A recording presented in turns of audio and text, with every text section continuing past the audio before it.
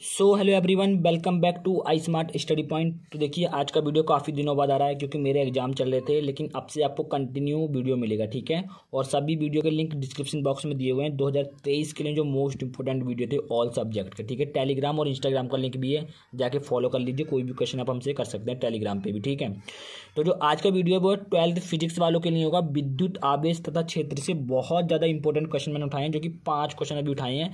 बाकी इसके सारे क्वेश्चन मैं आपको कल करा दूंगा, ठीक है। आज मैंने 5 उठा लिए, तो बाकी सारे क्वेश्चन आपको कल करा देंगे। देखिए, ये बहुविकल्पीय क्वेश्चन नहीं है, बहुविकल्पीय प्रश्न यहाँ पे लिखा हुआ है, लेकिन ये बहुविकल्पीय प्रश्न नहीं है, ठीक है। ये लघु उत्तरीय प्रश्न होंगे। कौन से? लघु उत्तरीय प्रश्न, ठीक है, जिसके उत्तर छोटे होंगे। 2023 बोर्ड एग्जाम के लिए बहुत ज़्यादा इंपॉर्टेंट है और 101% यहाँ से कोई ना कोई क्वेश्चन आपको बोर्ड एग्जाम में मिलेगा ही मिलेगा, ठीक है। पहला क्वेश्चन देख लेते हैं। पहला क्वेश्चन क्या दिया हुआ है, आइए देखते हैं पहला क्वेश्चन, ठीक है। क्वेश्चन नंबर फर्स्ट देखिए अपने पास क्या है। विद्युत क्षेत्र की तीव्रता से क्या समझते हैं, ठीक है। अब विद्युत क्षेत्र की तीव्रता से देखिए, मैं इसमें बहुत सारी चीजें आपको बताऊंगा। यहाँ पे खाली डेफिनेशन लिखी हुई है, बाकी सारी चीजें मैं आपको रफ कॉपी पे बताऊंगा, ठीक है। देखिए, किसी बिंदु आवेश पर कार्य करने वाले बल F तथा आवेश Q के अनुपात को ही हम विद्युत क्षेत्र की तीव्रता कहते हैं। इसका मतलब क्या कह रहा है, देखिए, मान लीजिए यहाँ पे कोई बिंदु है, ठीक है। कोई बिंदु A बिंदु है कोई। अब इस पे जो एक आवेश स्थित है, मान लेते हैं वो Q आवेश स्थित है, ठीक है। अब आपको पता होगा, ठीक है, कि आवेश के बीचों में बल लगता है। कूलाम का नियम आपने पढ़ा होगा, तो वहां पे आवेश पे क्या होता है, बल होता है। तो मान लेते हैं इस पे जो बल कार्य कर रहा है वो F बल कार्य कर रहा है। कौन सा बल? F बल कार्य कर रहा है, ठीक है। इस पे जो बल कार्य कर रहा है वो F बल कार्य कर रहा है। तो इन दोनों के अनुपात को ही क्या, इन दोनों के अनुपात को, अब इन दोनों का अनुपात क्या होगा, F/Q नहीं होगा, ठीक है। F/Q मैंने बोला कि 2 और 3 का अनुपात लिखिए, तो आप लिखेंगे 2/3, ठीक है। तो इसका जो अनुपात होगा F और Q का, इसका जो अनुपात होगा वो क्या होगा, F/Q। तो इसके अनुपात को ही, मतलब इन दोनों के अनुपात को ही हम विद्युत क्षेत्र की तीव्रता कहते हैं, E। यानी कि विद्युत क्षेत्र की तीव्रता को किससे दिखाते हैं, E से दिखाते हैं, ठीक है। तो ये आपका फॉर्मूला है इसका, ठीक है। इस परिभाषा के नीचे आप इसको लिख लेंगे, इस परिभाषा के नीचे लिखेंगे, ठीक इसको।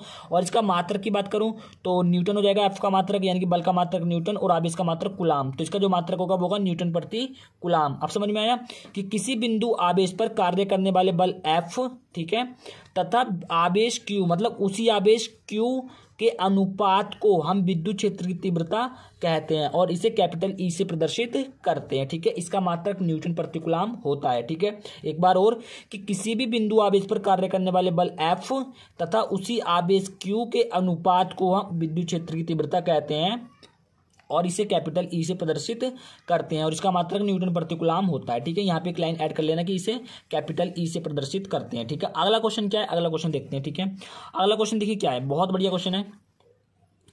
विद्युत फ्लक्स से आप क्या समझते हैं। अब किसी विद्युत क्षेत्र में, ठीक है, किसी विद्युत क्षेत्र में किसी काल्पनिक पृष्ठ से गुजरने वाली विद्युत बल रेखाओं को ही विद्युत फ्लक्स कहते हैं। अब मान लीजिए ये अपने पास क्या है, देखिए, ये मान लेते हैं, समझने की कोशिश कीजिएगा। ये अपने पास मान लेते हैं, हमारे पास ये विद्युत क्षेत्र है, क्या है ये हमने विद्युत क्षेत्र मान लिया। क्या मान लिया हमने, ये विद्युत क्षेत्र, ठीक है। ये अपने पास विद्युत क्षेत्र है।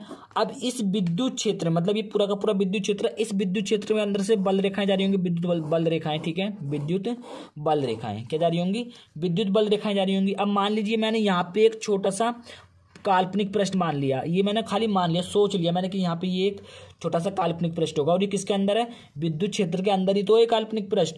तो हमने मान लिया इसके अंदर जो एक पृष्ठ स्थित होगा, विद्युत क्षेत्र के अंदर जो एक काल्पनिक पृष्ठ होगा, वो हमने मान लिया कि ये काल्पनिक पृष्ठ है, ठीक है। काल्पनिक पृष्ठ, ठीक है, काल्पनिक पृष्ठ, हमने काल्पनिक पृष्ठ मान लिया। तो अब विद्युत बल रेखाएं जो होंगी वो तो सारे के सारे विद्युत क्षेत्र से जा रही होंगी, लेकिन इस काल्पनिक पृष्ठ से जितनी विद्युत बल रेखाएं गुजरेंगी, ठीक है, जैसे 3 गुजर रही हैं, मैं तो दिखाया, खाली शो किया एक तरीके से। तो जितनी विद्युत बल रेखाएं इस काल्पनिक पृष्ठ से गुजरेंगी, वही जो होता है विद्युत फ्लक्स कहलाता है, ठीक है। समझ में आई बात, कि किसी विद्युत क्षेत्र में किसी काल्पनिक पृष्ठ से गुजरने वाली विद्युत बल रेखाओं को ही विद्युत फ्लक्स कहते हैं और इसे हम फाई से प्रदर्शित करते हैं। ये क्या, फाई, ठीक है, फाई से प्रदर्शित करते हैं। समझ में आई बात, कि किसी विद्युत क्षेत्र में किसी काल्पनिक पृष्ठ से गुजरने वाली विद्युत बल रेखाओं को ही विद्युत फ्लक्स कहते हैं। विद्युत फ्लक्स को हम फाई से प्रदर्शित करते हैं। समझ में आई बात, बहुत बढ़िया क्वेश्चन है। आगे देखते हैं, ठीक है। अगला क्वेश्चन क्या है, गॉस का नियम क्या है, ठीक है। वैसे तो आपकी मोस्टली जो गॉस की प्रमेय देता है वो सिद्ध करने के लिए देता है, लेकिन बहुत बार 1 नंबर में पूछता है कि गॉस का नियम क्या है, ठीक है। तो गॉस का नियम ये है कि किसी बंद पृष्ठ से गुजरने वाला विद्युत फ्लक्स किसी बंद पृष्ठ से गुजरने वाला कुल विद्युत फ्लक्स, कुल ले सकते हो आप, कुल विद्युत फ्लक्स उस पृष्ठ से परिबद्ध कुल आवेश का 1/ε0 गुना होता है। अब देखिए, अब यहाँ पे समझने की कोशिश कीजिए। जैसे मान लीजिए ये हमने ले लिया एक बंद पृष्ठ ले लिया, ठीक है, बंद, ये चारों तरफ से बंद पृष्ठ है, ठीक है। तो ये एक हमने एक बंद पृष्ठ ले लिया, ठीक है। इसमें जो आवेश परिबद्ध होगा वो मान लिया हमने क्यू आवेश परिबद्ध होगा। क्या आवेश, कौन सा आवेश होगा? क्यू आवेश परिबद्ध होगा, ठीक है।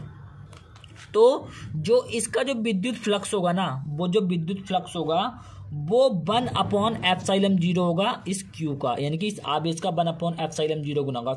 विद्युत फ्लक्स को किससे दिखाते हैं? फाई से, अभी आपको बताया था। तो जो आपका फाई होगा, यानी कि इसका जो विद्युत फ्लक्स होगा वो इस आवेश, इससे परिबद्ध आवेश क्या है? क्यू, इस आवेश का 1/ε0 गुना होगा, ठीक है। ε0 गुना होता है। तो फाई इज इक्वल टू, इसकी मल्टीप्लाई इससे करेंगे Q/ε0। यही गॉस की थ्योरम होती है, गॉस की प्रमेय होती है। तो ये आप कहाँ लिख लेंगे? इस वाली परिभाषा के नीचे लिख लेंगे। कौन सा वाला? ये वाला, ठीक है, ये वाला सूत्र, ठीक है। समझ में आई बात? यानी कि किसी बंद पृष्ठ से गुजरने वाला कुल विद्युत फ्लक्स, यानी कि एक बंद पृष्ठ है तो इससे जितना भी फ्लक्स गुजर, जैसे अभी यहाँ पे फ्लक्स गुजर रहा था ना, बताया था ना, विद्युत बल रेखाएं गुजर रही थी, तो इससे भी फ्लक्स गुजर रहा होगा। तो जितना फ्लक्स इससे गुजर रहा होगा, ठीक है, तो वो जो फ्लक्स होगा वो इस पृष्ठ से परिबद्ध कुल आवेश का 1/ε0 गुना होगा, ठीक है। समझ में आई बात? बहुत आसान है। किसी बंद पृष्ठ से गुजरने वाला कुल विद्युत फ्लक्स उस पृष्ठ से परिबद्ध कुल आवेश का 1/ε0 गुना होता है, ठीक है। आगे देखते हैं अगला क्वेश्चन क्या है। विद्युत द्विध्रुव से आप क्या समझते हैं? उदाहरण भी दीजिए, ठीक है। तो विद्युत द्विध्रुव क्या है कि वह निकाय जिसमें दो बराबर किंतु विपरीत प्रकार के आवेश एक दूसरे से अल्प दूरी पर रखे होते हैं विद्युत द्विध्रुव कहलाता है। और इसका उदाहरण है HCl CuH2O, ठीक है, यानी कि हाइड्रोक्लोरिक अम्ल, कॉपर और जल, ठीक है। आप देखिए यहाँ पे क्या कह रहा है भाई। जैसे मान लीजिए हमारे पास कोई पॉइंट ए है, कोई पॉइंट बी है, ठीक है। अब ये कोई पॉइंट ए, कोई पॉइंट बी है, मान लिया इस पे प्लस क्यू आवेश स्थित है, ठीक है। इस पे कौन सा आवेश? प्लस क्यू, समझते रहिएगा ध्यान से, ठीक है, ये अलग है। प्लस क्यू आवेश स्थित है और इस पॉइंट बी पे मान लिया माइनस क्यू आवेश स्थित है, ठीक है। तो अब ये दोनों जो हैं कुछ दूरी पर रखे हुए होंगे। मान लेते हैं हम ऐसे, हमने दूरी के लिए एक ये बना लिया, ठीक है, ये हमने बना लिया, ठीक है, समझ में, ये हमने बना लिया, ठीक है। तो अब यहाँ पे क्या बोला कि वह निकाय, ये एक निकाय हो गया। अब इनकी दूरी के लिए जो आपका यहाँ से यहाँ तक आपने बनाया है, ये एक निकाय तो हो गया। तो वह निकाय जिसमें दो बराबर आवेश है क्यू, परंतु विपरीत प्रकार के आवेश, लेकिन अलग अलग आवेश हैं। ये प्लस क्यू आवेश और ये माइनस क्यू आवेश, अलग अलग आवेश लेकिन समान है, एक दूसरे से अल्प दूरी पर, बहुत कम दूरी पर रखे होते हैं। तो वही जो होता है वो विद्युत द्विध्रुव कहलाता है, ठीक है। वही विद्युत, मतलब ऐसा निकाय जिस पर दो बराबर लेकिन विपरीत प्रकार के आवेश एक दूसरे से बहुत कम दूरी पर रखे होते हैं, तो जो वो निकाय होता है, यानी कि यही जो होता है वो होता है विद्युत द्विध्रुव। समझ में आई बात?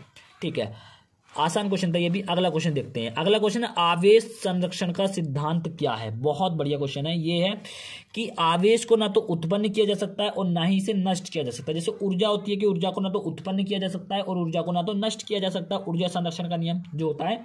तो ऐसी आवेश संरक्षण का नियम भी होता है कि ऊर्जा को ना तो, आवेश को ना तो बनाया जा सकता है, यानी कि ना तो उत्पन्न किया जा सकता है, और ना इसे खत्म यानी कि नष्ट किया जा सकता है, ठीक है। तो ये था अपना आवेश संरक्षण का नियम। और ये अपने 5 क्वेश्चन थे।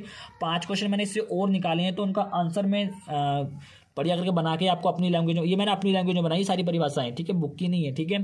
तो उनकी भी मैं अपनी लैंग्वेज में परिभाषा बना के आपको बढ़िया करके एकदम कल प्रोवाइड करा दूंगा सारे क्वेश्चन चैप्टर नंबर 1 के, ठीक है।